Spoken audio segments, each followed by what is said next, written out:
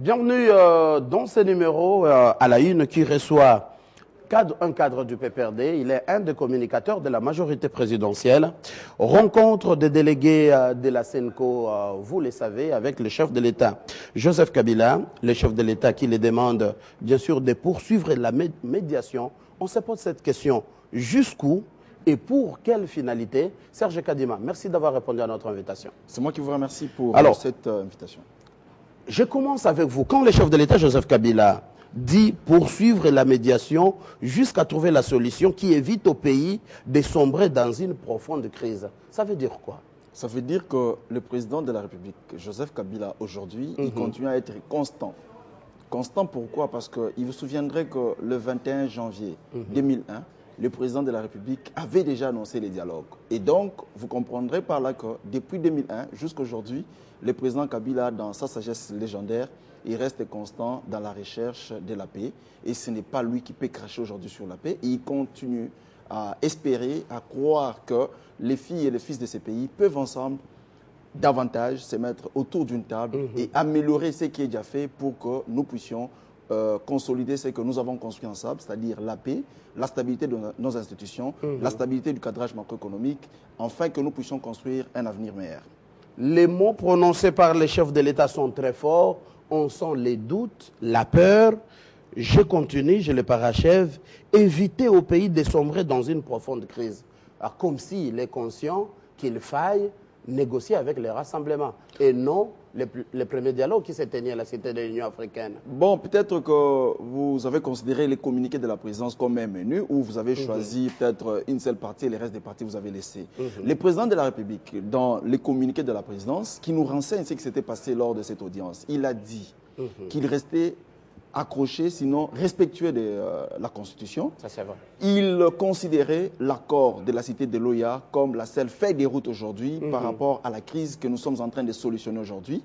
Mais toutefois, il encourage la SENCO à poursuivre ses démarches afin de ramener nos compatriotes du rassemblement pour qu'ils viennent souscrire, sinon ratifier ou alors signer l'accord du 18 octobre. Du 18 octobre. Alors, je vais revenir à vous tout à l'heure, Serge Kadima. On va d'abord suivre ce qu'a été la rencontre entre les évêques de la SENCO et bien sûr avec le chef de l'État, Joseph Kabila.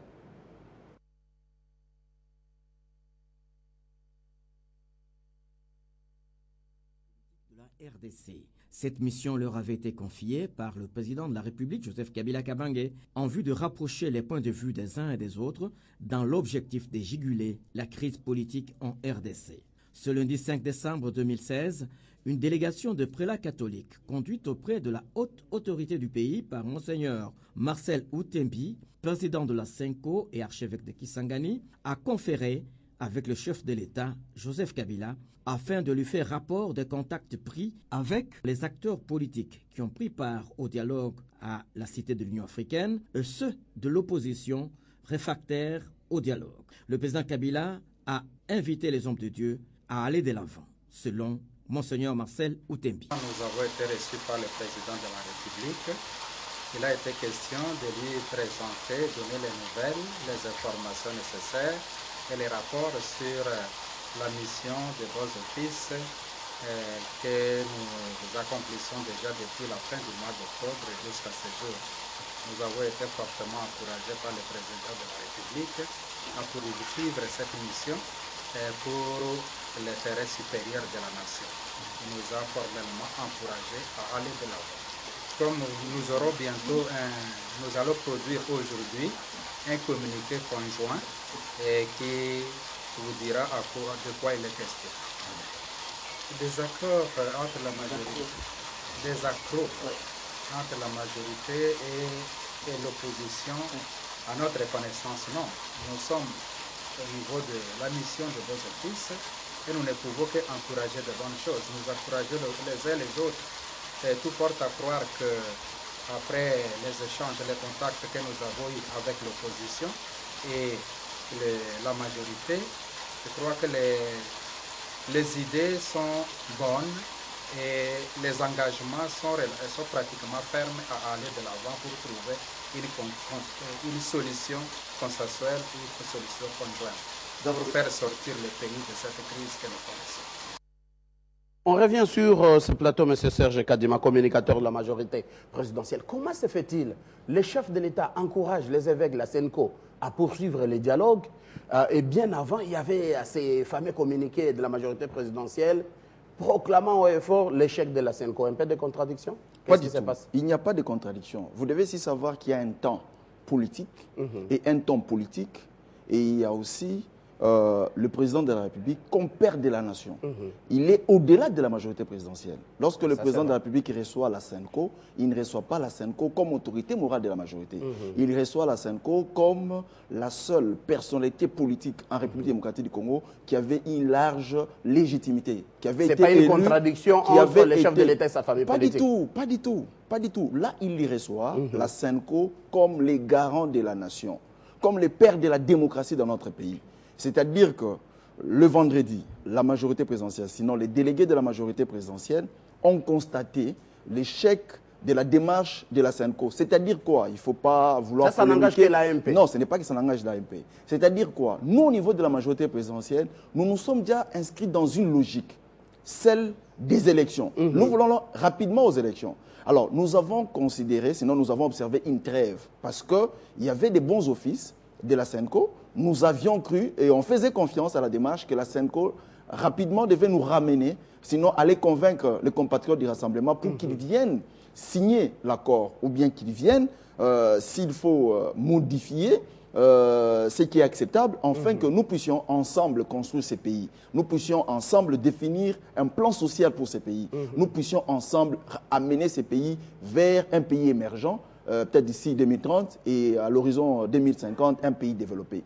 Mais ça fait que nous considérons que c'était quand même le temps perdu. C'est comme ça qu'on avait demandé aux responsables politiques de prendre toutes les conséquences afin de mettre rapidement le gouvernement en place et demander à la CENI d'accélérer les processus. Bon, le chef de l'État, 4 jours après, en tant que garant de la nation, en tant que père de la démocratie, qui est resté constant, je l'ai dit tout à l'heure là, veut que tout le monde mette sa main à la pâte pour que nous puissions ensemble construire ces pays, que nous puissions ensemble cimenter la démocratie. Et comment on peut cimenter la démocratie? Avoir l'adhésion populaire dans ce qui avait été fait au niveau de la cité de Loya, afin d'aller aux élections dans un climat apaisé. Ah, on sent qu'il y a vraiment la demande du rassemblement. Tous les rassemblements dépassent un peu les amis qui ont participé au dialogue de la Cité de l'Union africaine. Je donne comme exemple, quand ils exigent à ce qu'il y ait ce deuxième dialogue, on peut l'appeler dialogue ou n'importe comment, entre eux rassemblement et cette majorité élargie de la Cité de l'Union africaine. Ça vous arrange, vous, du côté de la majorité présidentielle? Bon, moi, je vais tout simplement recommander à mes compatriotes la modestie. Ce qui est vrai, c'est que les compatriotes qui étaient à la cité de Loya, dans le cadre du dialogue, sur le procès électoral, et les compatriotes qui sont de l'autre côté du rassemblement, nous sommes tous des Congolais et nous avons en commun la patrie. Personne ne peut prétendre aujourd'hui dire que lui aime la patrie plus que l'autre. On doit les constater. Mais ici, ce que nous disons, c'est que moi je pense tout simplement qu'il est question aujourd'hui d'un procès électoral apaisé. Parce que les gens veulent s'écarter de l'objectif pour lequel on avait convoqué les dialogues. Les dialogues avaient été convoqués essentiellement pour évoquer les questions électorales, sur les procès électoraux, sur le financement du calendrier, sur le financement des élections, et évidemment avoir l'adhésion de tout le monde. Et aujourd'hui, à la seule différence, vous êtes à la fin de votre légitimité. Bon, c'est vrai, je ne sais pas, quand vous dites nous sommes à la fin de notre légitimité. Je parle du pouvoir en place. Non, le pouvoir en place n'est pas à la fin de la légitimité. Ça, c'est encore une confusion. C'est vrai qu'il y a une constitution et nous sommes aujourd'hui appelés tous, que nous soyons de la majorité, que nous soyons de l'opposition, de la société civile, à respecter la constitution. C'est-à-dire que vers la fin, je ne comprends pas, c'est le peuple congolais qui décide. À ce stade, il s'est fait que, pour ce qui concerne les procès électoraux, pour ceux qui ne le savent pas, les responsabilités ont été partagées. L'opposition, la majorité, comme la société civile. Comment ça pouvait? Non, je vais vous dire que... L'opposition n'a pas géré. Non, l'opposition est partie prenante aux élections. vous savez, il y a un organe indépendant habilité constitutionnellement à organiser les élections. Qui se trouve être la CENI. La CENI, en 2013, elle a publié un calendrier électoral et ce calendrier avait été récusé par nos compatriotes de l'opposition. Comprenez que l'opposition est une partie prenante. Lorsqu'elle refuse les calendriers de la CENI ne va pas organiser des élections seulement pour la majorité. Et à l'époque, ils avaient demandé un calendrier global. Ce calendrier global avait été publié à la fin de l'année 2014. Et la même opposition a refusé encore rejeter ces calendriers. Donc, on s'était trouvé face à une situation telle qu'il n'y avait pas de calendrier pour organiser ces élections, dans la mesure où ces calendriers n'avaient pas l'adhésion de mes compatriotes de l'opposition. C'est vrai qu'on a aussi reproché dans une certaine mesure les gouvernements en place de n'avoir pas financé à 100%. Mais lorsqu'il y a des gens au gouvernement qui vous disent comment voulez-vous qu'on finance un calendrier qui n'existe pas? Comme il n'y avait pas de calendrier consensuel, il fallait les dialogues pour définir, sinon élaborer, ou bien demander à la CENI d'élaborer un calendrier, ce qui avait été fait. Il y a eu des experts de l'OIF, les experts du système des Nations Unies, il y a eu des experts qui sont venus de partout au monde, qui ont démontré que c'était pratiquement impossible d'organiser les élections au cours de l'année ici. Alors, maintenant que nous y sommes, nous pensons que nos compatriotes du rassemblement, aujourd'hui, ils ont changé de ton. J'apprécie cela. J'ai suivi M. Olengankoy qui disait que le président Kabila est garant. C'est lui qui peut encore les convoquer. C'est une demande. Le président de la République va apprécier au moment opportun. Je pense tout simplement que nous sommes en train d'avancer. Nous devons léguer à ces pays un meilleur avenir. Il y a le jeune qui nous regarde, qui nous observe. Nous, en tant que des acteurs politiques et sociaux, nous devons tout faire pour que nous puissions cimenter la démocratie. Nous devons aider le président Joseph Kabila à cimenter ce qu'il a commencé. Cette question, c'est à vous, M. Serge Kadima. Mettez un peu votre casquette de communicateur de la majorité présidentielle. Êtes-vous pour cette rencontre ou ce deuxième dialogue qu'on veut, majorité élargie, versus ce rassemblement, face au rassemblement? Bon, je pense peut-être que la question elle est mal orientée. Bon, je ne sais pas peut-être comment le dire. Mais je sais que l'accord du 18 octobre, dans son article 24, donne l'opportunité aux partis politiques qui n'ont pas assisté ou bien qui n'ont pas été à la cité de l'OIA, des personnalités politiques, des associations de société civile, de venir signer l'accord. Pas modifier. De venir signer l'accord. Mais nous pensons... Ce qui n'est pas le point de vue du rassemblement. Nous pensons que toute œuvre humaine n'est pas parfaite. Ça, c'est vrai. Nous pensons que si nos compatriotes de l'opposition apportent des idées qui sont convaincantes, qui sont fécondantes, qui sont constructives, à mon humble avis, ça c'est mon point de vue, je l'ai dit comme Serge Kadima, acteur politique, s'ils ont des idées fécondantes, constructives et pertinentes, nous pensons que nous n'allons pas refuser l'avenant. Est-ce que vous ne sentez pas, cette question je vous la pose parce que les observateurs ne cessent de le dire dans les réseaux sociaux, sur Internet, les retards d'exécution même de cet accord, à quand le gouvernement? Est-ce que ça ne tire pas en longueur, vous prolongez la crise et vous faites sombrer les pays dans les chaos, comme l'a si bien dit le chef de l'État? Je pense que la sagesse légendaire de M. Joseph Kabila, président de la République, de vouloir donner la chance à tout le monde de participer, sinon d'écrire l'histoire de ces pays, qui fait que jusqu'à aujourd'hui, on n'a pas de gouvernement. Je vais vous rappeler une chose. Lorsqu'il était question de commencer les assises de la cité de l'OIA, les comodérateurs de l'opposition avaient demandé quelques jours parce qu'ils estimaient qu'ils pouvaient aussi faire des démarches afin de convaincre nos compatriotes du rassemblement. Mais au nom de la paix, au nom de la démocratie, nous avions accepté, nous, la majorité. On l'a laissé faire. Après cela, jusqu'à preuve du contraire, la SENCO aujourd'hui nous rassure qu'elle peut encore amener nos compatriotes du rassemblement. Je ne pense pas qu'il est aujourd'hui approprié, sinon indiqué, de faire les choses dans la précipitation, tout en évitant nos compatriotes qui ont aujourd'hui fait aujourd'hui des signes de bonne foi de venir signer cet accord. Cet accord, ça c'est vrai. Alors, je vais prendre en exergue ici ce journal paraissant à Brazzaville, les dépêches de Brazzaville, avec ce titre, à l'approche du 19 décembre, vent de panique dans les chancelleries occidentales basées à Kinshasa. Un commentaire d'abord, Serge Kadima. Ont-elles raison, les chancelleries, de paniquer au lieu d'avoir foi au gouvernement en place? Bon, moi je pense que bon, ce sont des titres, hein. On sait comment on négocie les titres au pays. Je ne dis pas peut-être que c'est le cas pour les dépêches de Brazzaville. Je ne sais pas si c'est le cas, mais nous savons comment on obtient les titres des journaux.